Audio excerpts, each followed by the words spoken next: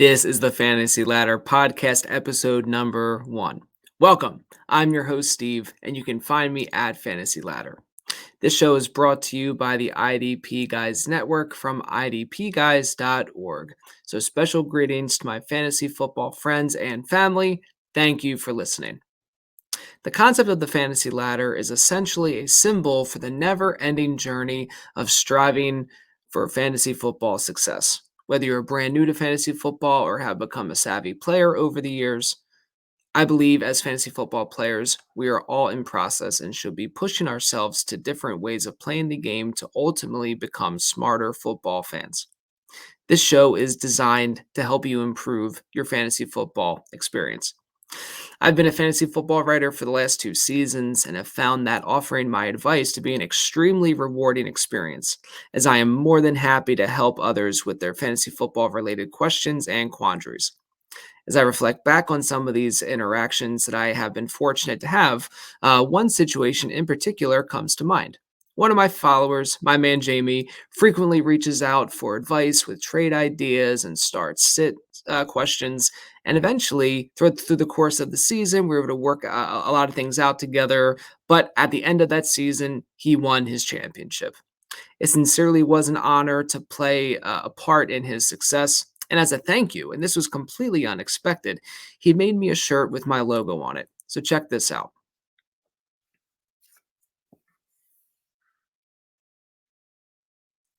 Beautiful, right? I tell you this essentially to say that the shirt represents what I am striving for on a larger scale with this show. So I hope you listen and follow along so we can climb the ladder of fantasy football together. We are now going to move into a segment called The Step Up with Steve. This will typically be either a discussion on a relevant topic related to fantasy football or a guest interview. Today, I'm going to be going through my first round mock draft of the 2022 NFL Draft. My selections basically are a combination of what I think could happen along with what I think would greatly benefit each team. As I went through this exercise, I found there was a recurring theme that teams in transition will prioritize foundational positions. And for me, the foundational position hierarchy begins with quarterback. Then it's a pretty close call between offense and defensive line, then offensive skill positions, and then defensive support. So let's pull up the mock draft and take a look at what I decided to select. So the Jacksonville Jaguars are sitting at the top of the draft for the second year in a row. Last year, they took their quarterback of the future in Trevor Lawrence. Smart move there. They also just recently re-signed their left tackle long term, so they have two of those major building blocks already in place. In effort to try to rebuild that defense, they will take edge rusher Aiden Hutchinson out of Michigan. At 2, the Detroit Lions can go a number of directions here, but they essentially have a decent quarterback right now in Jared Goff. They have a left tackle who they drafted last year. So this year, they will take the next best edge rusher, in my opinion, in Kayvon Thibodeau out of Oregon. Houston Texans will take the top tackle in this class with Evan Neal out of Alabama. Their rookie quarterback from last season, Davis Mills, did play decent enough where they can kind of roll with him another year or two and just really try to secure a top talent like Evan Neal at the ever so important tackle position. Now, the New York Jets will be sprinting the card up to the podium and select Ahmad Sauce Gardner.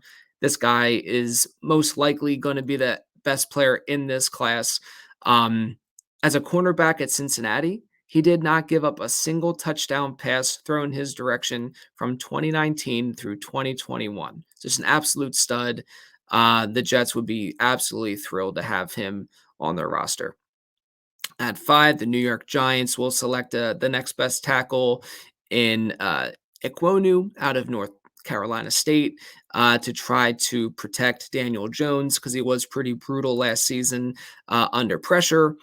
So he is like the franchise quarterback hopeful. So this way they want to shore up that offensive line with a top tackle prospect.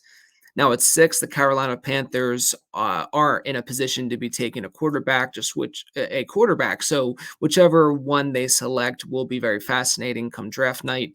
I gave them Malik Willis here, small school kid, but he's a good kid, a very good character, and has become one of the hotter prospects in this process. So I will give them Malik Willis to have an opportunity to compete as a starter along with Sam Darnold.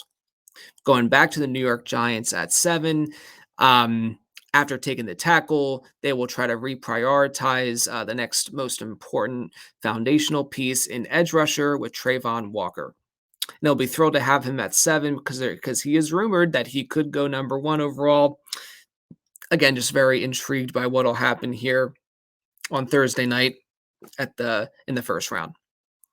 Atlanta Falcons here are in dire need of a pass catcher, so they will take just the safest wide receiver prospect, in my opinion, in Garrett Wilson out of Ohio State. Quarterback is in play here, but they may just take a season with Marcus Mariota, see what he's able to do. But like I said, they desperately need a wide receiver option. They lost Russell Gage in free agency. He signed over with Tampa Bay. And as Calvin Ridley is still taking some time off from the game, kind of wrestling with his football future, we do wish him well. But Garrett Wilson will step in right away and be the potentially the top pass catcher there in Atlanta, but definitely a nice compliment to Kyle Pitts. At 9, the Seattle Seahawks are going to be a very different looking team this season without Russell Wilson, but they do have Drew Lock now, and the best way to try to help his mostly inconsistent game is to get a solid tackle like Charles Cross to protect him on that line. Charles Cross out of Mississippi State would be the next best tackle, so Seattle is just kind of playing it safe here, going to protect their new and young quarterback. New York Jets once again here at 10th overall. They take the big play threat Drake London to try to help Zach Wilson to have a more well-rounded offense, and he will serve as a really nice complementary weapon to Elijah Moore. So I would love this selection not only for real life but also for fantasy purposes. Now, Washington Commanders, I have to get used to saying that. Commanders will take the top safety in this class with Kyle Hamilton. They are trying to add on to their already stout defensive unit. They have a really studly defensive line, so now they're trying to fill they're trying to fill in the gaps of the defense by taking the top safety in this class. This is like a no-brainer pick right here. Although wide receiver could be in play as well, I just think, it would be best to take Kyle Hamilton. At 12, the Minnesota Vikings would be thrilled to be able to land the next best cornerback in this class with Derek Stingley Jr. At 13, the Houston Texans again just want to get another foundational piece with another great edge rusher in Jermaine Johnson out of Florida State. At 14, the Baltimore Ravens here will select Jordan Davis, who is just a legitimate athletic freak that will fill a team need as they lost a defensive tackle in free agency. And this would be a brilliant contingency plan for the aging Calais Campbell, who will be 35 this year. So not only will Jordan Davis become a starter right away, but then he will take the reins when Calais Campbell eventually retires. At 15, my Philadelphia Eagles will take wide receiver Treylon Burks out of Arkansas. Yes, this will be the third year in a row that the Eagles will take a wide receiver in the first round, but I think it is a necessary addition to the offense and to help the progress of Jalen Hurts. Treylon Burks is a yards after catch, big play threat, and he's also a fantastic red zone weapon. I think he'll be a great complementary piece to Devonta Smith lining up on the opposite side of the field. Now at 16, the New Orleans Saints will start the Dennis Allen head coach era, trying to target the quarterback of their future in Kenny Pickett out of Pittsburgh. At 17, the Chargers will select Jameson Williams, wide receiver out of Alabama. I'm going to call this a semi-luxury pick, but with a fantastic contingency plan in place. They already have two very good wide receivers in Mike Williams and Keenan Allen. They are starting to get a little bit older. Justin Herbert is entering into his prime, so they can really just take their time in getting Williams back on the field after he tore his ACL in the 2022 National Championship game. They're in a really great position, and once he's better and back on the field, he'll just be another dynamic weapon to be paired up with Justin Herbert for his prime years. At 18 overall, we go back to the Philadelphia Eagles, and they will take Nakobe Dean, linebacker out of Georgia. They have a gaping hole to fill at middle linebacker as Alex Singleton left in free agency. This was a pretty underrated loss. For the Eagles, Alex Singleton was the Eagles' leading tackler the last 2 seasons. So I think Nakobe Dean, you draft him, you plug him in right away at middle linebacker. He will become that defensive leader at a tremendous position of need for the Philadelphia Eagles defense. Then at 19, with the New Orleans Saints, once again, they will take a tackle, Trevor Penning, out of Northern Iowa, to try to protect their potential quarterback of the future here with Kenny Pickett in this exercise.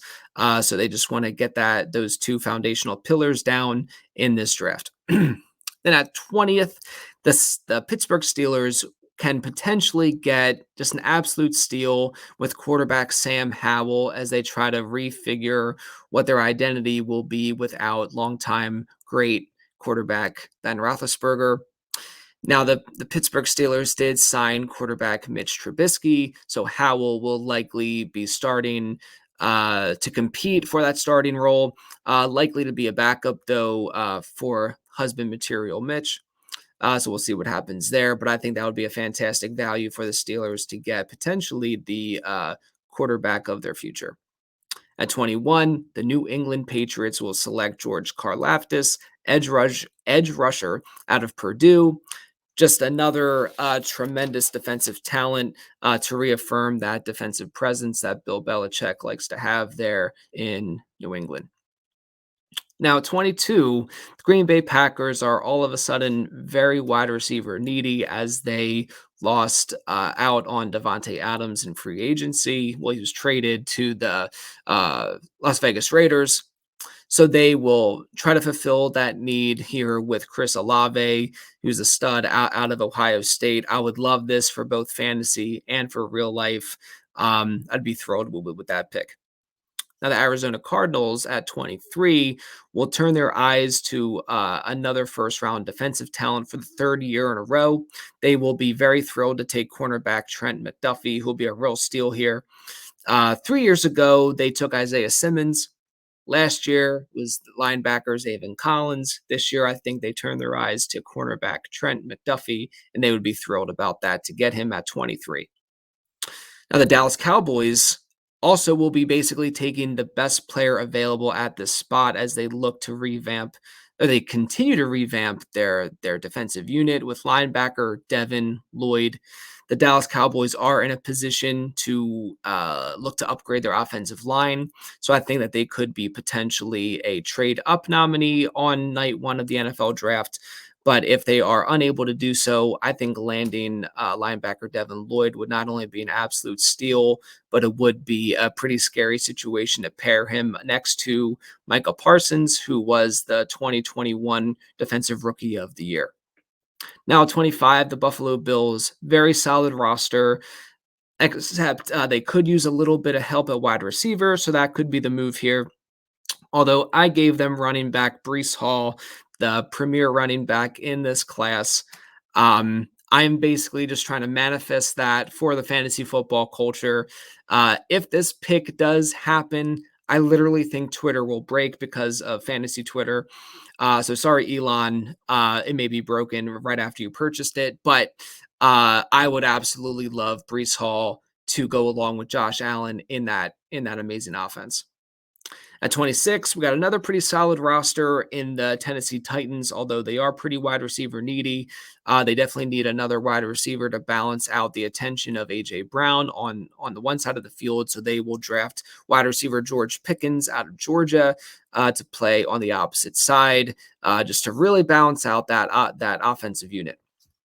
27, Tampa Bay will take the top guard in this class with Zion Johnson out of Boston College, essentially to replace Alex Kappa, who was lost in free agency.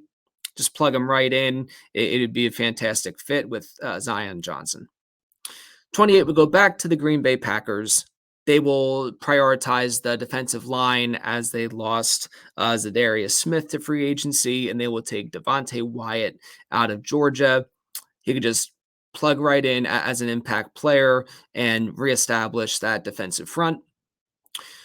Now, Kansas City picks 29 and 30 back to back here. So, with the revamped AFC West, you already have Justin Herbert, you now have Russell Wilson in Denver, and you have Derek Carr with Devontae Adams. I really hope the Chiefs do prioritize the defense, especially the secondary. So they'll take cornerback Andrew Booth Jr. out of Clemson. Then at 30, they need to try to find a way to replace Tyreek Hill. Now, Jahan Dotson is not going to replace Tyreek Hill, but he is a very sure-handed wide receiver who will complement nicely to the recently acquired Juju Smith-Schuster and obviously the stud tight end Travis Kelce. Now, the Cincinnati Bengals, picking at 31, will take the top center in this class with Tyler Lindenbaum out of Iowa. This will just be an extension of the free agency mission that they have been pursuing in trying to protect Joe Burrow. They signed tackle Lyle Collins from Dallas and then Alex Kappa, the guard from Tampa Bay. So now they will have the center of their future to help protect Joe Burrow, keep him upright and protected in his prime seasons. Then at 32, the Detroit Lions can go also a number of directions here. Wide receiver could be a play. And again, they have a lot of roster holes to fill. So they will take the next best defensive back, Kaiir Elam, out of Florida. Now, it's interesting because the Lions do pick again at 34th overall. So they will pick at the very top of round 2. So whatever direction they go here, whatever they could go, they could very much go at the end or at the top of round 2. So that was the mock draft. I had a really fun time putting that together. But the NFL draft will be here before we know it. And that'll basically be what episode 2 will recap. It'll recap the first round and likely show how terrible this mock draft ended up being. So there it is. Episode 1 is in the books. Thank you again for listening and keep climbing.